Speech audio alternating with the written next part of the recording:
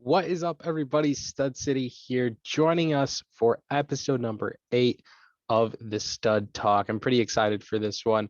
We are doing a solo podcast for this one. Our co-host Tanner is out sick with COVID, so keep in your thoughts and prayers and hope he gets well very soon. Wish you the best, man, and he'll be back for the next episode, which will be episode 9, and then episode 10, which is already crazy. 10 episodes in the season so far. That's pretty awesome. I think we've accomplished a lot in the Stud Talk. I've been thoroughly enjoying the process, and I hope you guys are enjoying it too. And that's kind of what I want to talk about today.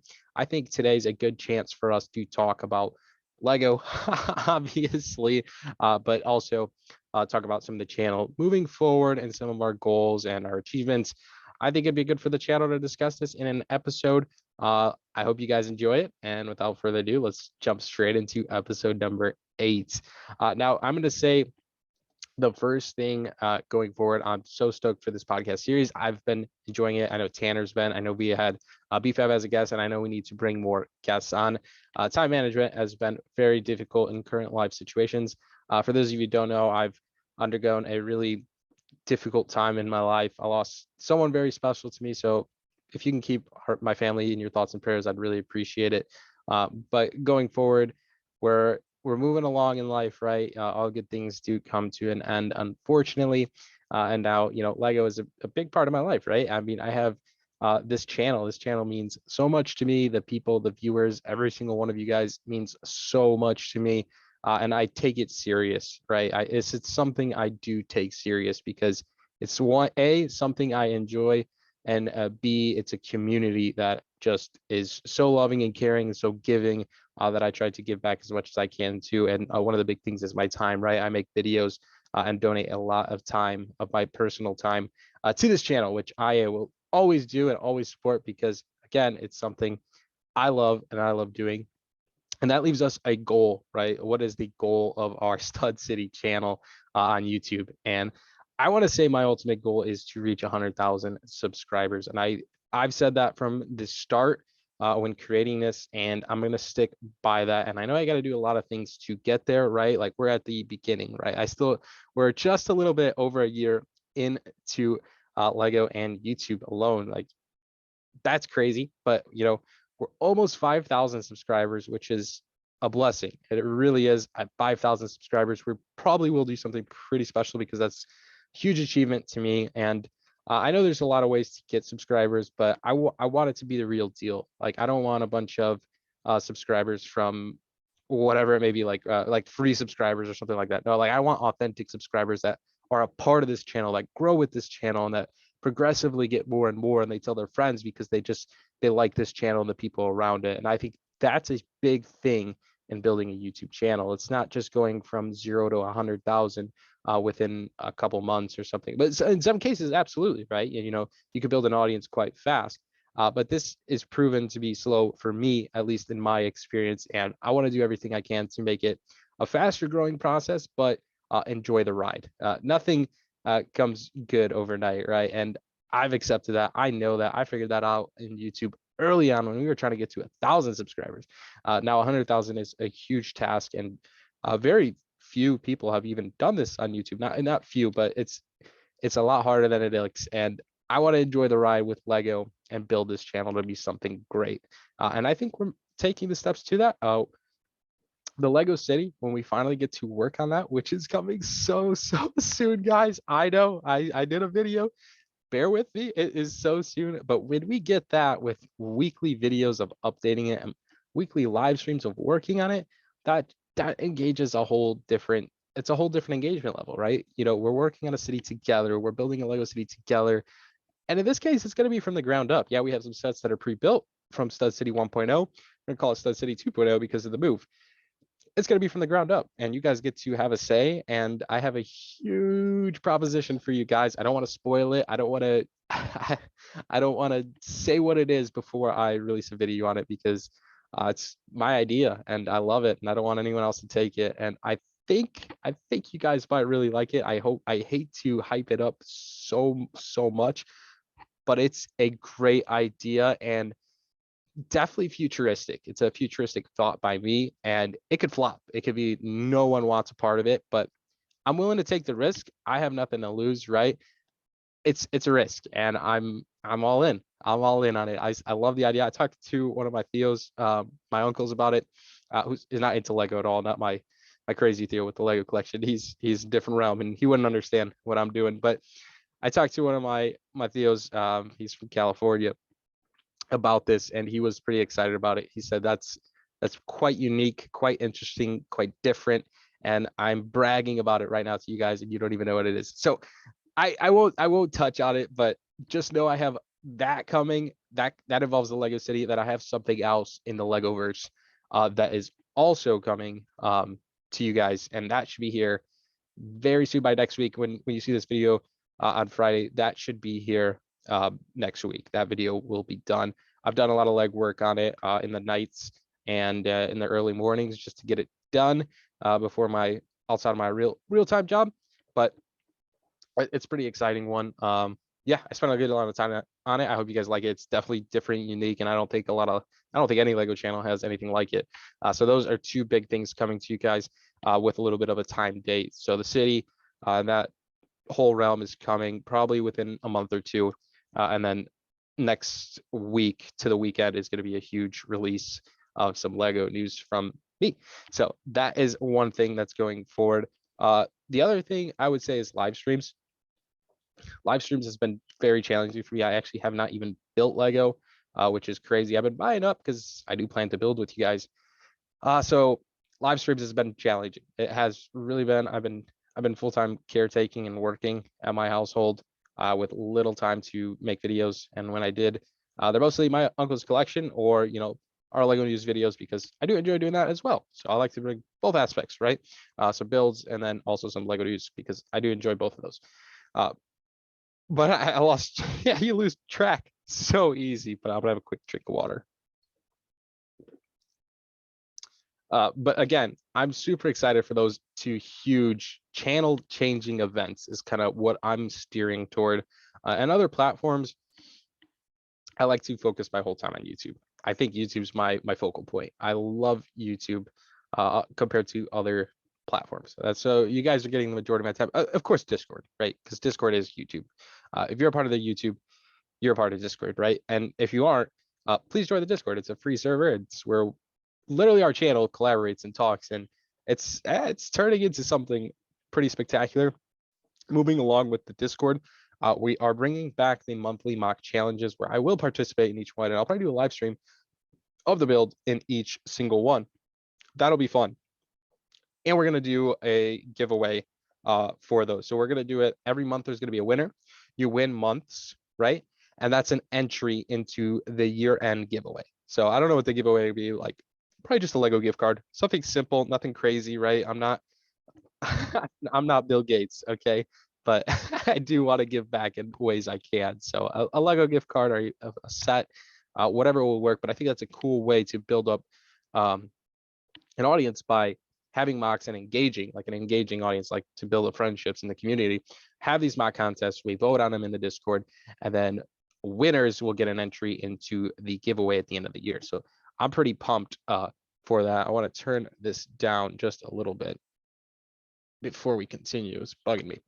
But yeah, that is something going forward, and I'm pretty pumped for it. I have a great team on Discord. I wouldn't choose anyone else. Caleb, big shout out to Caleb. We have Jonathan on there. We have Portal Master. We have Tanner.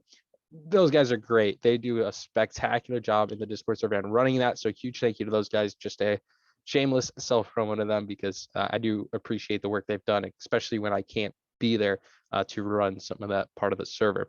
But I know they're very excited for this. We talked about it. We have staff meetings, try to do it monthly, but those meetings are delegated time towards events for the Discord server for our community to have different events, different engagement levels, and that's essentially it, right? That's what we're trying to do. We're trying to build a Lego community, and we're doing a fine job at that. Now, in the other part of this video, I wanted to take a look and just talk about some of my favorite Lego sets that ever exist. And I wanted to just go through a few of them, because as I'm moving my Lego, I'm reliving my experiences of building these sets from a year or two ago. and it's been pretty fun, right? Like it's been it's I reminisce in the past of building these amazing sets. So like one of the big ones would be the Ninjago City, the two modulars, right? The Ninjago City docks, the Ninjago City itself, and the gardens, which was only last year. But those three just were such an awesome build. They offered such a unique experience, and the magnitude of these sets was significant to place into my city. And those three sets are really something special. And if you ever have the chance to pick those up, I would definitely recommend it. Jago City Gardens is still available, and I think that is probably the best set that I've ever been able to purchase from the Lego group for the price that it is, with numerous reasons. That's why I wanted to bring this up, because I want you guys to take advantage of that Lego building experience before the set is gone and $700-800 later to get it new or even used, like the predecessors, Ninjago City or Ninjago City Docks, and then they come out with a new one. Ninjago City Gardens comes with, I believe, like 25 minifigs or something ridiculous. One is Golden Woo, for a 10-year anniversary, 20-year anniversary. I think it's 10-year anniversary. 25 minifigs. They're all pretty great. You know, there's a couple that I didn't care for too much, but that goes with any Lego set big like that. Even compared to the Daily Bugle, like if you're comparing apples to apples, Daily Bugle to Ninjago City Gardens, I'd buy probably 3 Ninjago City Gardens before I bought a Bugle. After having one of them, right? Of course, you want one of each set, right? But it's no questions. The dollar value, the amount of pieces, the experience, it's all there. And I hope you guys can take advantage of that. And if you do, check out Ninjago. It's a great series. I know it's a lot of hate for no reason, but it's a really good show. It really is. And that's coming from me, who I watched it with my girlfriend as an adult. And we really did like it. Now, another set that I reminisced about is going to be my Lego trains. I was moving them when I was tearing apart my Lego city, and I was like, God, I want to tear these down and rebuild them because they are awesome. Lego trains is what got me into Lego. If you didn't know that, now you do. The first Lego train I built was when I was a kid, the Hogwarts Express, I believe from like 2006. I'm throwing a number out there.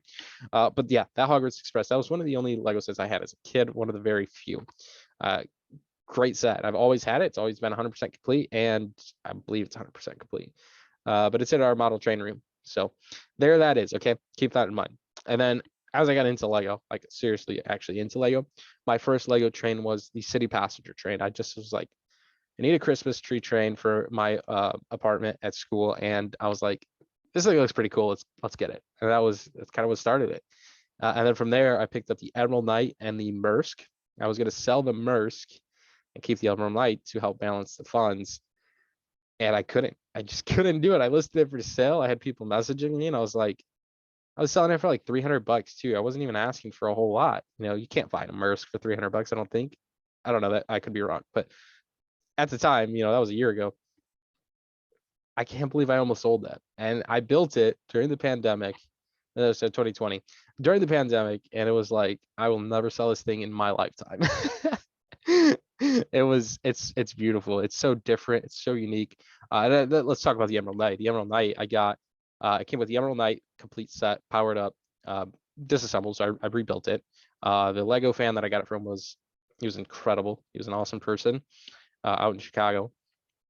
So I built that. It came with a passenger car. He gave me an additional passenger car. He gave me 2 custom Christmas tree cargos. They're like freight cars that are the Emerald Knight theme. They're beautiful. They're beautiful. I can't wait to show them here very soon, as we're going to do some running of my Lego trains in the new house when that comes. And then a custom Lego caboose, which you can buy actually on eBay, and it's $150. And I have not seen it any cheaper. So that's $150 if you want that caboose for the Emerald Knight. That's just crazy. And speaking of that, it came with all the powered up functions other than a remote.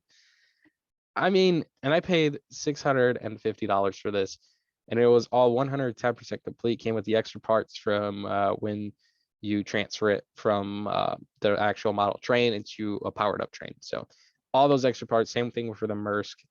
It was probably still the best deal I've ever gotten on Lego. Another one I'll bring up is the Fire Brigade and the Grand Emporium. That one was, I paid $500 flat for those 2 modulars, and Fire Brigade is a modular.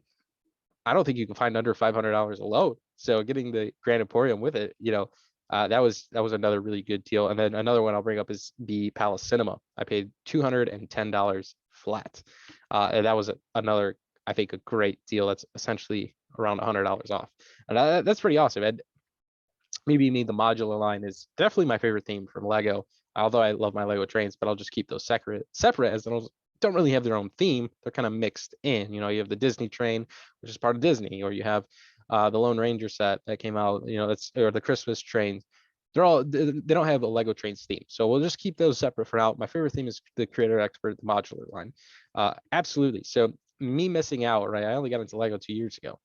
I missed out on so many modulars, and you're probably thinking like, how? Well, you have a lot of modulars. I do. I definitely bought. I sat on Marketplace when I was probably like 19 years old, maybe 20, all the time. I was just always going through it, and whenever deals would come up, like if they were more than $300, I wouldn't buy it. But what I regret was Town Hall. It was $350 new when I first got into the hobby. And I was like, it was my favorite modular from the start, and it still is today. Like the aesthetics, that's why it's my favorite modular. $350, brand new.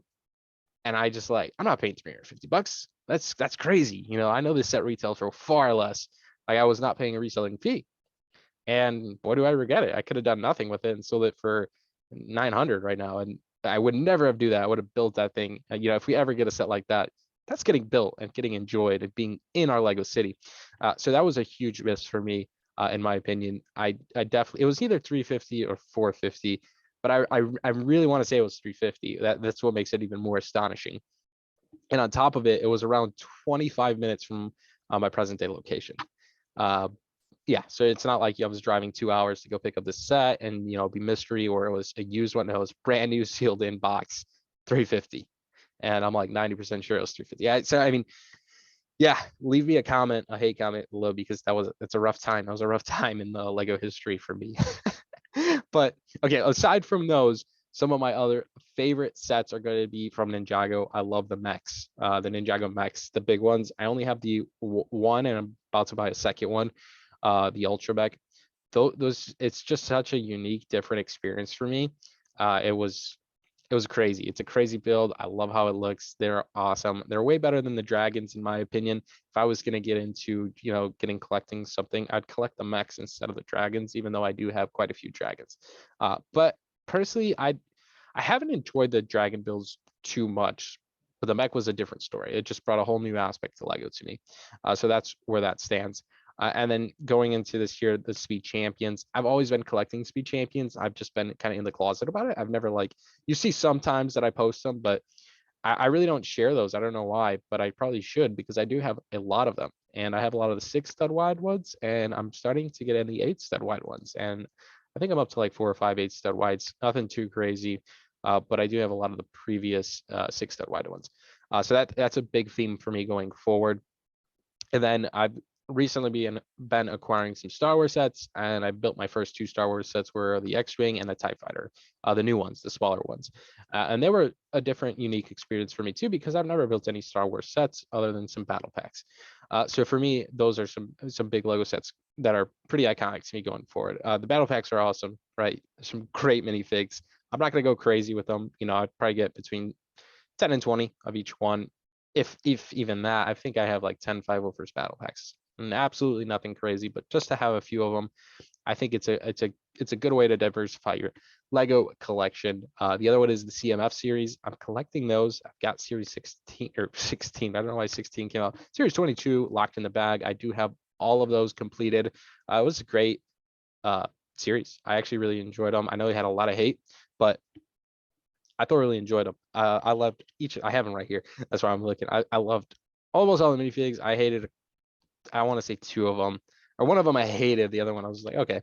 But I think I'm gonna do a review video on that, because I'd love to share my thoughts and opinions on that series, and it's pretty freshly new, right? We're almost 3 months in, as these came out, and they'll probably be retired soon, because those go so fast, and I paid retail for them because I wanted to collect them and I don't want to miss them. So that is a big thing. But yeah, that is probably going to wrap up this shorter. This isn't a short this episode number 8 of the Stud Talk. It was a solo podcast. I had a ton of fun. I'm glad I got to share with you some of my thoughts going forward, some of my plans for the channel. I didn't say a whole lot other than just I told you guys I have 2 big plans early on. That's 2 things.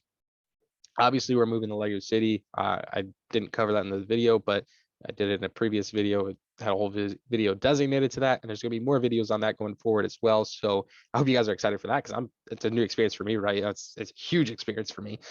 That's exciting. That's going to be exciting. I do plan to do a train tour of the house. I'm gonna go buy some more Lego tracks, but I'm gonna put a camera on my Lego train, set up a track around the whole first floor of the house, and show the house off like that. I think that'd be really cool. And then we'll do a walkthrough. But I think that'd be fun. I hope you guys enjoy that. That'll come in time, right? Hopefully, fingers crossed. But yeah, that is it for episode 8. If you enjoyed it, give it a thumbs up. Subscribe if you are new, and we'll be back next Friday at 4:30 Central, 5:30 Eastern for episode number 9. Thanks so much, guys.